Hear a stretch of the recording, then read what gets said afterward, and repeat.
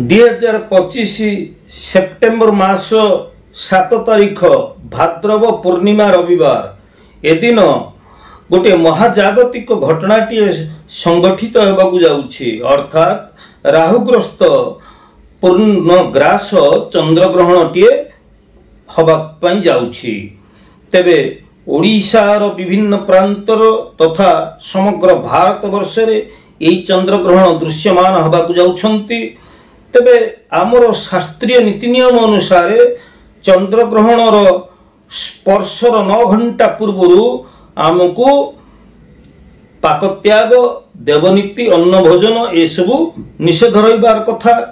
तेबे आमे जदि देखिबा आमर ए जे सेप्टेम्बर 7 तारीख भाद्रव पूर्णिमा रविवार ए दिन रात्र 9:57 समय रे ग्रहणर आरंभ होगाकू जाउछि। ग्रहणर स्पर्श आरंभ होबो।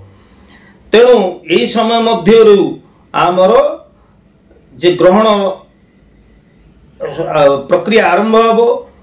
पूर्णग्रास रहिबो रात्र 11:01 एवं ग्रहणर मध्य भाग रहिबो रात्र 11:42 जाए एवं पूर्णग्रासर समाप्ति प्रक्रिया आरंभ होबो रात्र 12:23 रे एवं ग्रहण मुख्य होइजिबो रात्र 1:27 समय रे।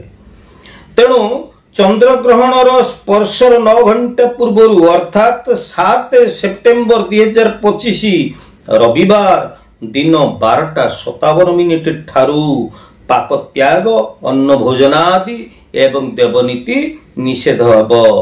प्रत्येक गृही माने ई नीति नियम को मानी सेप्टेम्बर 7 तारीख रविवार दिबा 12:57 समय नोट करंतु दर्शक बंधु ए दिन 12:57 समय ठारू पाक कर्मादि अन्न भोजनादि एवं देवनीति निषेध रखिबे। जहा करबा कथा आमे दिन 12:57 मध्य रे करि परिबा। दिन 12:57 समय परे आमे पाक कर्मादि करि परिबा नाही, अन्न भोजन करि परिबा नाही एवं देवनीति मध्य करि परिबा नाही। ता परठारु दिन 12:57 परठारु आमे कौनसी प्रकार अन्न भोजन करबा निषेध अछि। किंतु बालक वृद्ध रोगी मानक पक्षरे ए नियम लंघनीय।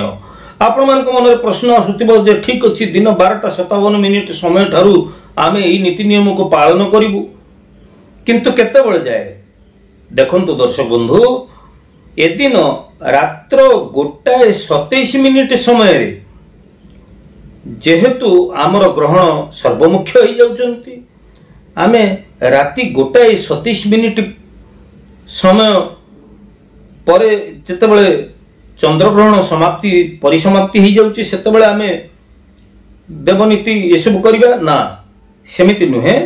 बरं सूर्योदय परे केई मत दियंती जे ब्रह्म मुहूर्त अर्थात राति 4टा परठारु आमे अन्न भोजन देवनीति आदि करिबा।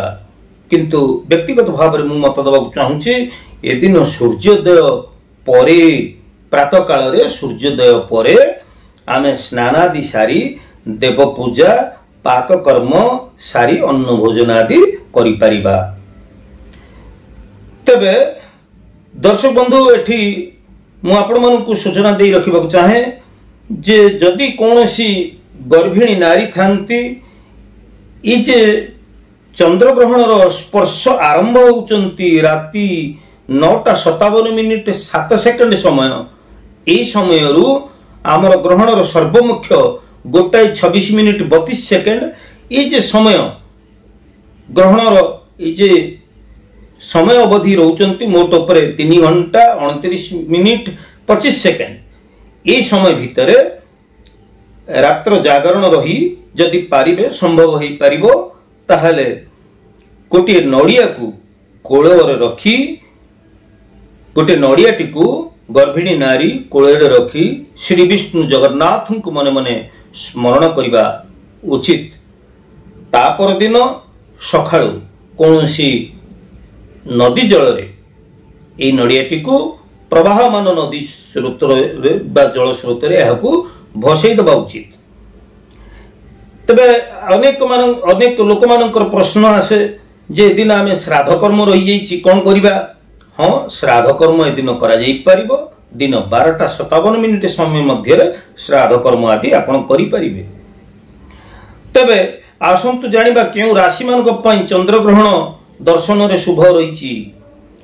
वृष, मेष, वृष, मिथुन, सिंह, कन्या, तुला, मकर, कुंभ राशि मानक पई चंद्रग्रहण दर्शन रे शुभ फल प्राप्त हेबे। एवं मेष, वृष, मिथुन, सिंह, कन्या, तुला, मकर, कुंभ यही राशि माने चंद्रग्रहण प्रभाव द्वारा एमाने निश्चित भाव रे शुभ फल प्राप्त हेबे। एतद भिन्न अन्य जो राशि गुड़िक रहिले एमाने चंद्रग्रहण शुभ प्रभाव पाइबे नहीं। एवं जो राशि मानक नाम कहली नहीं सेमाने से राशि माने चंद्रग्रहण मध्य दर्शन करने उचित नुहे। तेबे दर्शक बंधु,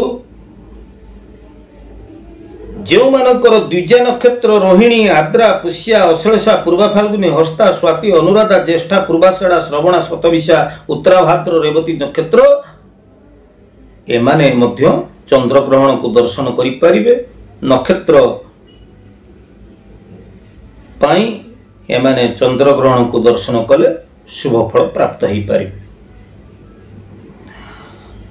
तबे ये जे चंद्रग्रहण को आमे पालन करिबा, चंद्रग्रहण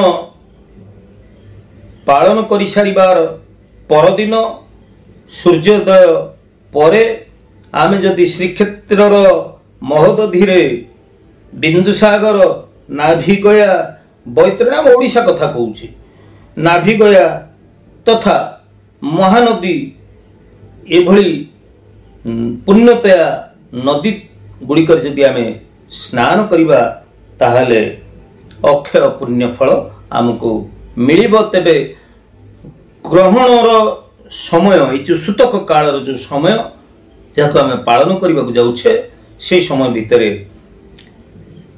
भगवान श्री जगन्नाथंकर, श्री विष्णुंकर नाम संकीर्तन करने दरकार। मन भितरे आमर महामंत्र कलिजुगर नाम जो महामंत्र रही मन मन उच्चारण करने दरकार, मन मन स्मरण करने दरकार। तबे समग्र देश दुनिया पाई चंद्रग्रहण प्रभाव आदौ भल हेबो नाही।